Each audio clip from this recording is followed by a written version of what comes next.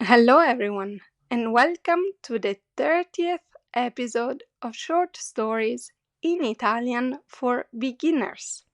Here you will listen to a simple short story in Italian in a slow pace so that you can practice your listening skills. If there is a word you don't understand, don't worry.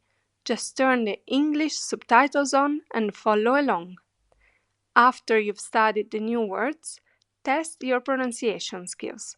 Try and read the story out loud, replaying the video and double checking your pronunciation with me. And don't forget to subscribe to the channel and like this video to learn Italian in a fun and easy way. La storia di oggi si intitola Il trentesimo. Giulia oggi compie 30 anni. Quando si sveglia trova un biglietto sul tavolo della cucina. Buon compleanno! Preparati per una sorpresa. La tua famiglia. Giulia è curiosa. Va al lavoro e tutti i colleghi le fanno gli auguri. A mezzogiorno riceve una torta al cioccolato con 2 candeline grandi a forma di numero 3 e 0.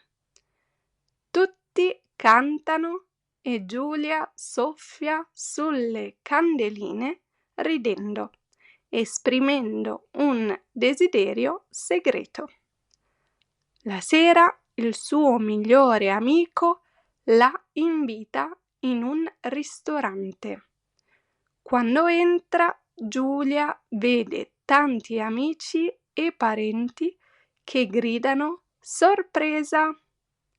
Ci sono palloncini, musica e un grande striscione con scritto 30 anni di felicità. Giulia si emoziona. Dice: oggi non sono triste di avere 30 anni.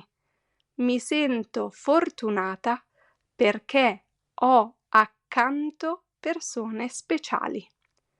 La festa continua fino a tardi, tra regali, balli e risate.